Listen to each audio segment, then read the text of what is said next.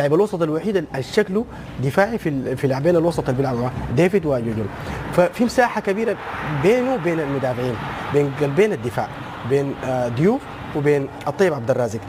دي المساحات اللي بيلعب، تشوف ده الفراغات اللي بيلعب فيها صن داونز، واللي بيحبذوها لعيبه صن داونز، منطقه العمق الدفاعي واللي بيجيدوا فيها الونتو والحركه من دون. طيب يعني غيابات العناصر المؤثره في هذه المنطقه مثل ابو عجله وجورد فيري وانجوما ومارس لها تاثير كبير على يعني اليوم ما فيش حلول من المدرب ايبنجي في لتغطيه هذه الثغره في دفاع الهلال او في نص ملعب الهلال؟ انا اعتقد انه الثغره الموجوده الان في وسط الملعب، رغم انه الهلال قدر يصل مرمى صن داونز بقليل من الحظ والتوفيق، ممكن كان نحرز هدف. قادر الهلال يعود وقادر يحرز هدف اذا اتعالجت وسط ملعب الهلال بانه يكون في غيار في وسط الملعب وفي لاعب مهاري وسريع اسمه ياسر مزمل.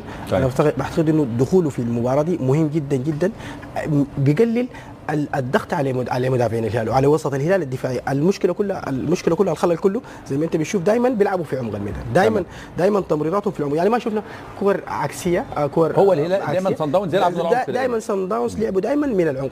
فانت اذا قدرت انك تكفل عمق الدفاع بتاعك وتقرب المساحه بين لاعب الارتكاز والمدافعين، لانه ما ممكن لاعب الارتكاز يضغط في النص الاخر في الصيد الاخر لصن داونز او في وسط صن داونز الدفاعي ويكون في خلل ومساحه كبيره هم محبذينها وبيحبوا يلعبوا فيها، فمحتاجه انه لازم بوجبا يتوقف تبديلات لمساندة ولاء الدين خضر. طيب سأعود اليك هيثم مصطفى، اعود الى هيثم فاروق للحديث عن مامولدي صن داونز، الفريق المتميز، الفريق اللي بيلعب بطريقه لعب فيها روتيشن، فيه تبادل مراكز بشكل جيد.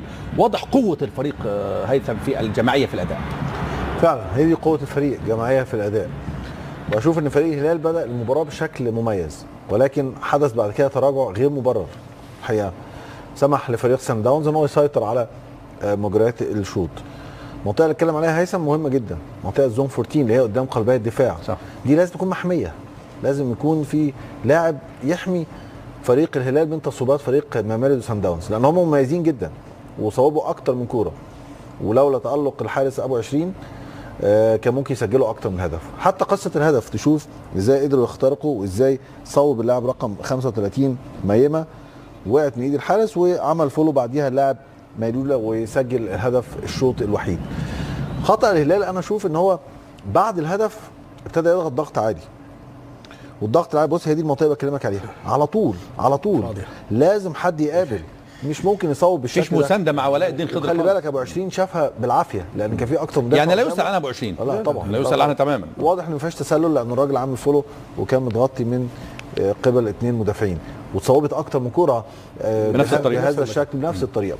انما بعد الهدف ابتدى فريق الهلال يضغط في محاوله لادراك التعادل، وهنا الخطوره ليه؟ لما عمل ضغط عالي، ولما تعمل ضغط عالي لازم الدفاع بتاعك يطلع هو كمان. صح. انما فوجئت ان فريق الهلال بيلعب في 70 متر من الملعب، المدافعين على حدود منطقه جزاء الهلال والمهاجمين مش تقارب في الخطوط في البوكس بتاع منطقه سان داونز، ودي مشكله خطيره جدا لان لو قدر يعدي منك في المنطقه دي هيروح يعمل انفرادات. ما تقدرش تلعب في 70 80 متر، لا لياقتك ولا مجهودك هيسمح لك ولا هتقدر تغطي الملعب بالشكل ده.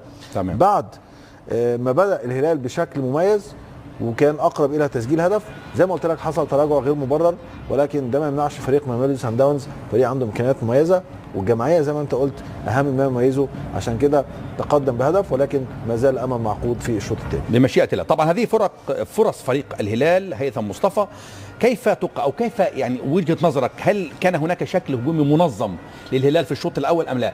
وكيف يعود ايبنجي؟ كيف يحاول طبعا يعني اغلاق هذه الثغرات والعوده للمباراه والتعادل؟ سؤال ذو شقين، تقييمك للاداء الهجومي في الشوط الاول ثم كيف يعود؟ الهلال هجوميا يعني جيد، انه قادر يصل، لكن جيد انه قادر يصل، لكن في اللمسه الاخيره يعني محمد عبد الرحمن في اللمسه دي يعني اذا كانت الكوره ملعوبه، اذا لعبها في المنطقه العكسيه كان ممكن يحرز منها هدف، فحبذ انه يلعبها في الزاويه القريبه منه، قادر يلعب من الاطراف بشكل جيد، محتاج يفعل الهجوم بتاعه بلاعب مهاجم عنده سرعات.